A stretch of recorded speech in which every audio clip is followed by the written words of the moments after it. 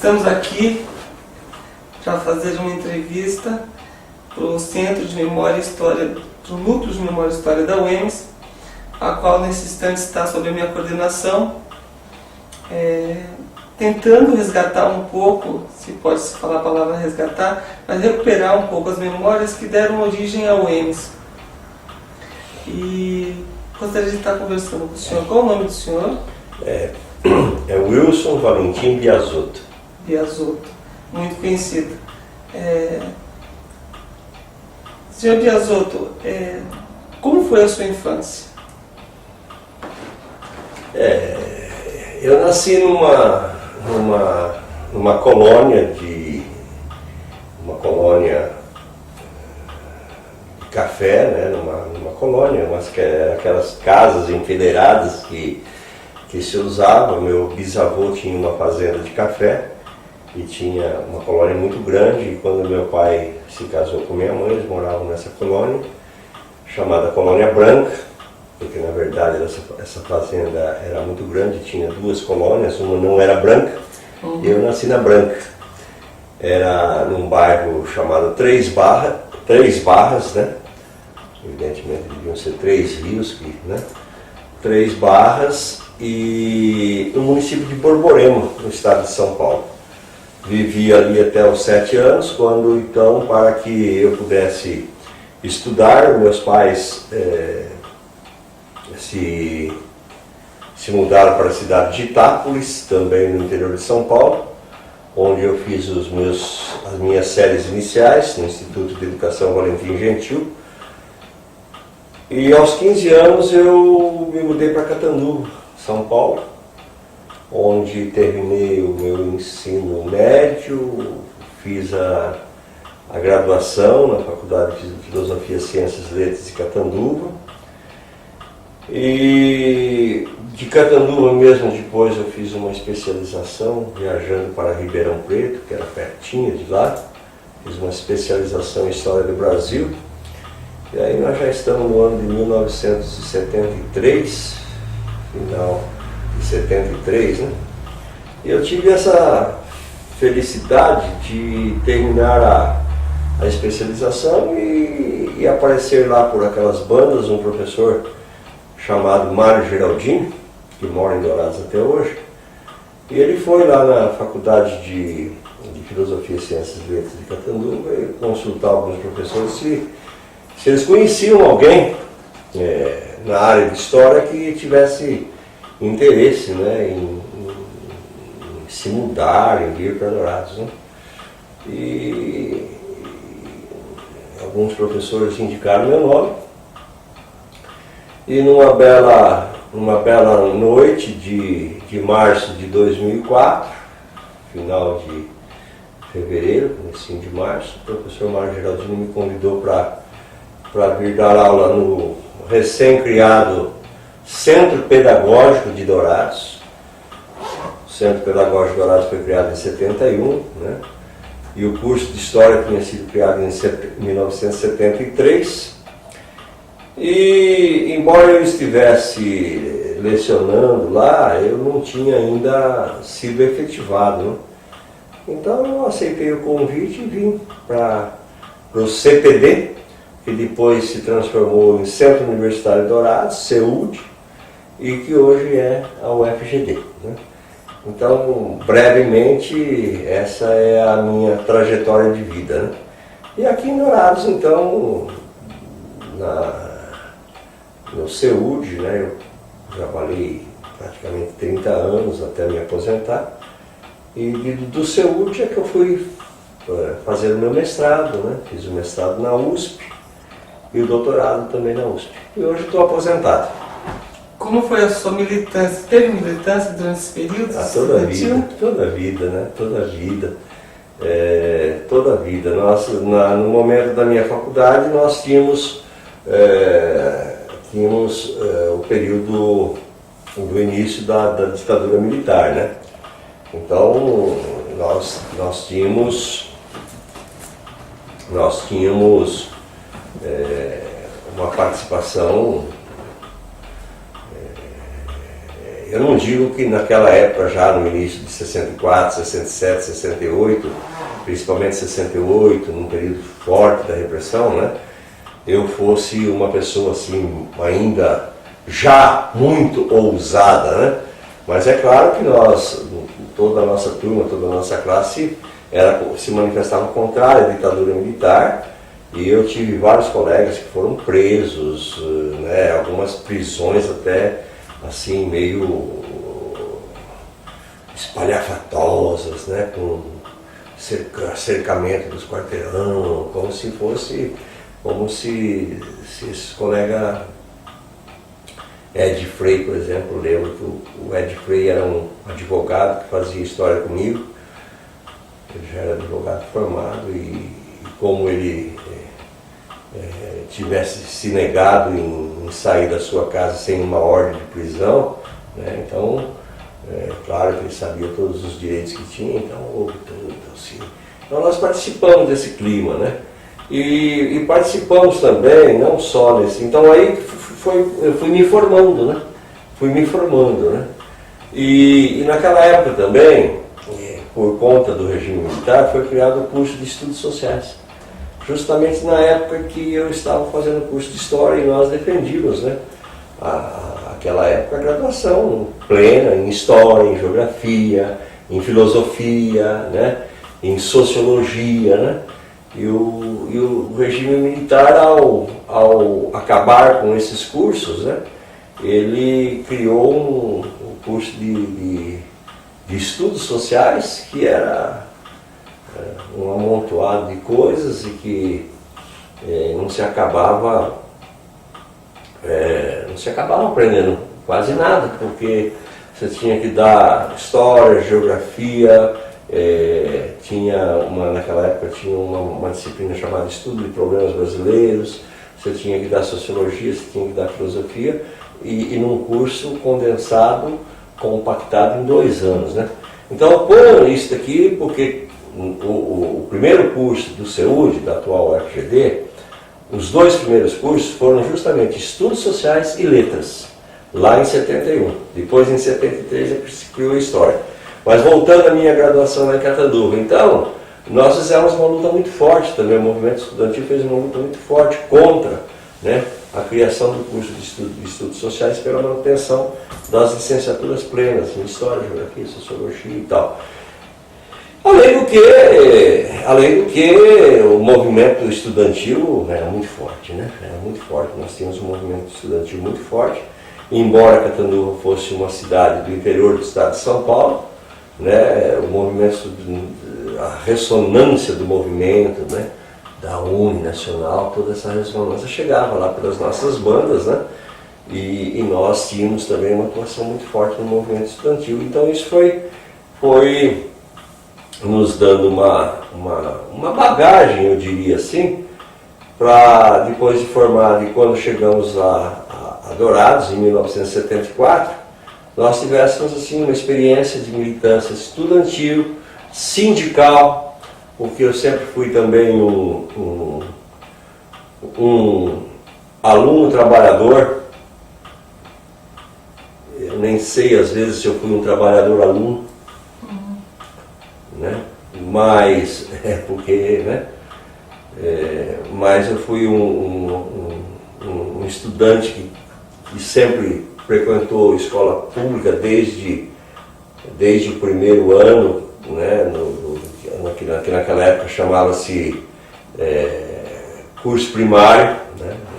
Na minha época de estudante, nós tínhamos o curso primário, que era do 1º ao 4º ano. Depois nós tínhamos o curso ginasial, né? O ginásio, que era da 5ª à 8ª série. Depois nós tínhamos uma divisão clássico, científico ou normal, que é o que eu fiz. O curso normal era de formação de professores.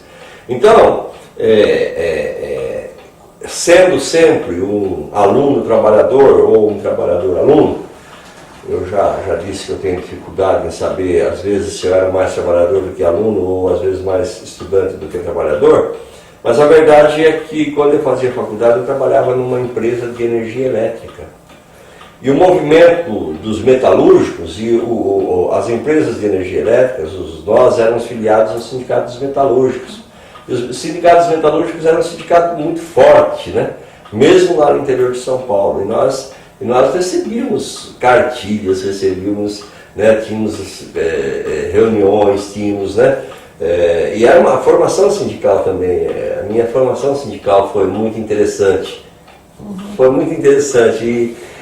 Aliás, eu estou dizendo isso para você, e isso me surgiu agora, por você perguntar da minha infância, da minha história, né?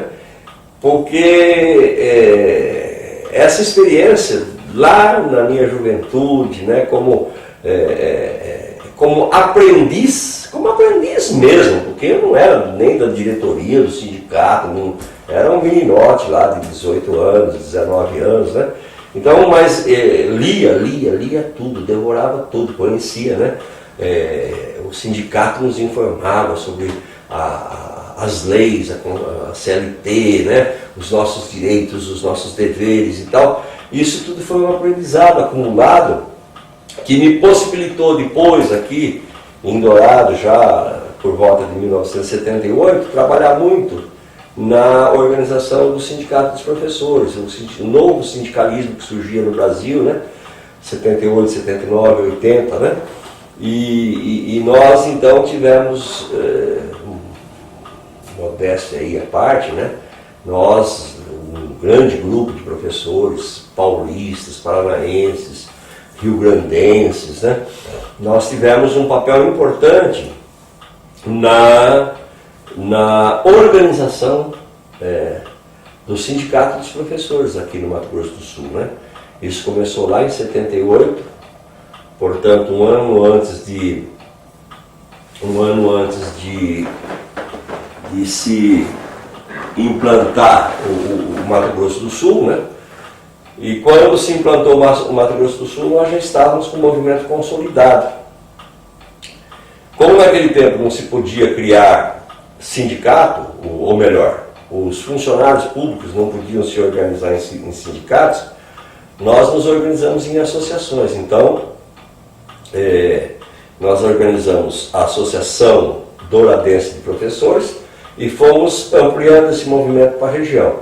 E quando chegou na antevéspera mesmo da divisão do Estado, nós juntamos todas essas associações numa federação de professores que se chamou FEPROSUL.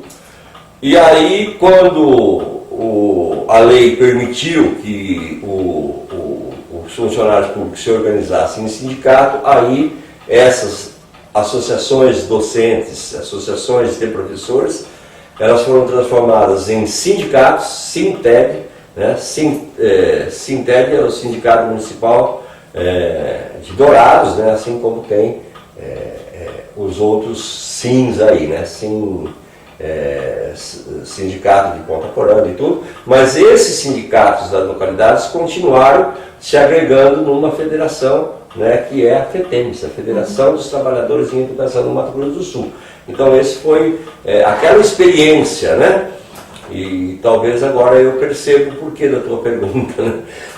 Por que você me pergunta da minha vida lá? Porque a hora que você pergunta lá de trás, você aguça aqui a minha mente para que eu possa, né, chegar a esse tipo de comparações e de conclusões. Então, aquela experiência lá de trás da minha juventude, aquele aprendizado no movimento metalúrgico, né,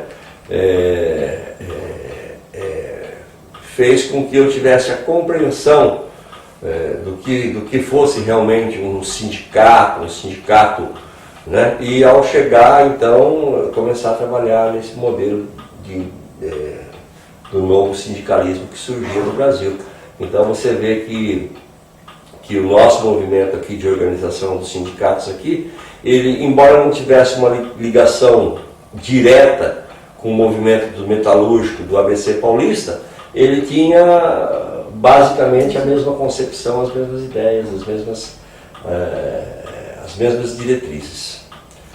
Como surgiu a sua vida política?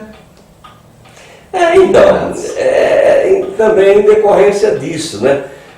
Desde lá eu me lembro muito bem, e é uma coisa que eu...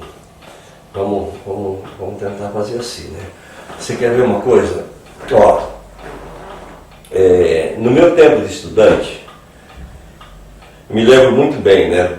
De estudante mesmo, assim, de ensino que é hoje o ensino fundamental, o ensino médio, né? Então eu passei por três escolas, assim, Itápolis e Catanduva, né? Então eu passei pelo Instituto de Educação Valentim Gentil, em Itápolis, passei pelo Nicola Mastrocola, uma escola em Catanduva chamada Nicola Mastrocola, que era um dos fundadores lá da cidade, e pelo Instituto de Educação Barão do Rio Branco, que era também em Catanduva. Veja você, o Instituto Valentim Gentil, não tanto a escola estadual Nicola Mastrocola, mas os institutos de educação, eles tinham anfiteatros que se permitia fazer canto coral, canto solo, fazer teatro, fazer conferências, palestras, né? Então eram auditórios muito bons, com palcos muito bons.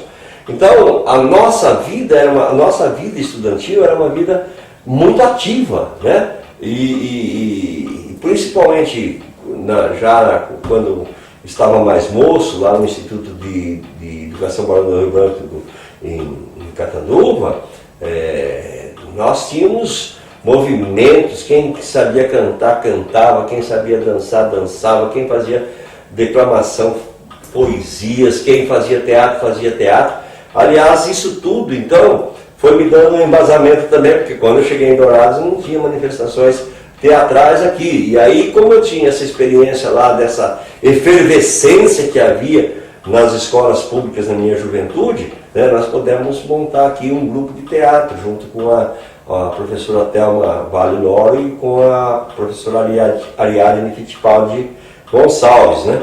Então nós montamos lá em 74, logo no primeiro ano que eu estive aqui, o Teatro Universitário de Dourados, que foi um grupo que teve uma vida ininterrupta por 17 anos. Né? Então, da mesma forma como a gente aprendia um pouco a fazer teatro, a gente aprendia a fazer coral, embora eu particularmente nunca tivesse assim, esse dom, né, da voz e tal, mas, né, enfim, nós estávamos metidos nesses movimentos todos, e o movimento estudantil. Então, o palco da escola era uma formação de líderes. O Grêmio Estudantil era uma formação de líderes. Quando veio a ditadura, uma das primeiras coisas que se extinguiu nas escolas públicas foram os grêmios estudantis. Os grêmios estudantis eram verdadeiras escolas de liderança.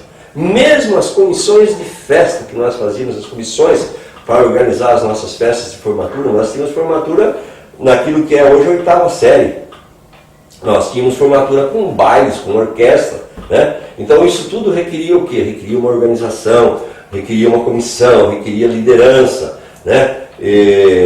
No que é hoje ensino médio, idem, né? Nós tínhamos as nossas comissões, e o Grêmio estudantil, né? Debatendo, disputando, né? Quer dizer, isso tudo gerava em nós assim despertava em nós, né, essa participação ativa. Não era ainda política partidária, mas era política, nós fazíamos política estudantil, né? Então, depois você pode ver, né, que com o regime militar as escolas deixaram de ter palcos. Você pode ver inclusive aqui em Dourados, né? Dourados, como é uma cidade nova, né? Você vê que Dourados, as grandes escolas de Dourados, as escolas estaduais de Dourados, não tem palcos, não tem auditórios. As escolas municipais, né? Agora que nós estamos retomando, nós estamos fazendo os auditórios nas escolas municipais, né? Fazendo auditórios para, assim, que nós vamos chamar de centros culturais, para que espaços de múltiplo uso, né? Com palco, né? Para quê? Para que as pessoas possam ir lá perder a inibição, né? Se desinibir, poder aprender a falar em público, né? Eu, particularmente, eu tinha uma dificuldade enorme, não existia, talvez, pudesse existir pessoa tão tímida quanto eu, mas, olha, mais tímido que eu, difícil, né? Então eu tinha que vencer a minha timidez, né? E a minha timidez foi vencida com esforço, com leitura. Lembro até de um livrinho que eu li, chamado A Timidez Vencida, de Orito Motashi, né? E ele ensinava, quando você teme de subir no palco, suba ao palco, né? Quando você teme falar em público, fale em público, né? Então isso foi fazendo a minha geração, né? E todos os meus colegas falavam, discutiam, né? Nós tínhamos aquelas discussões fortes, grandes, né? Então isso tudo foi fazendo com que eu fosse tendo assim uma formação cidadã, né? Uma formação assim de quem deseja passar por esse mundo, né? Não como, né? Mero espectador. Exatamente, muito obrigado. Não como um mero espectador, mas para usarmos um termo adequado à nossa profissão de historiadores, né, como agentes da história, né, como agentes da história, né? Então, como agente da história, nós acabamos nos envolvendo em política. E aí, então, quando eu cheguei aqui em Dourados, existiu no Brasil o bipartidarismo, né? Nós tínhamos a Arena, por um lado, que concentrava mais os grupos de direita, né? Desde a direita até a extrema direita, né? Nesses grupos da Arena, e tínhamos o Movimento Democrático Brasileiro, que era o MDB, né? E esse grupo congregava desde a esquerda até a extrema esquerda, né? E aí aqui em Dourados eu me filiei ao MDB, e aí então comecei a política partidária, né? Comecei a política partidária no MDB, nas lutas pelas diretas já, que foram umas lutas muito interessantes que nós fizemos. Eu acho que, bom, tudo vale a pena, né? Mas essas diretas já no Brasil e aqui em Dourados especialmente foram assim uma escola muito forte para nós também nos apaixonarmos pela política, né? Pela política partidária mesmo, né? Então por isso que eu acabei entrando na política. E eu estou até me sentindo nesse momento que eu vou falar agora até um pouco conservador, sabe? Porque depois que acabou o bipartidarismo, né? Em 80 foi criado foram criados vários partidos, inclusive o PT, né? E eu só... Esse é um outro caminho para poder aproveitar.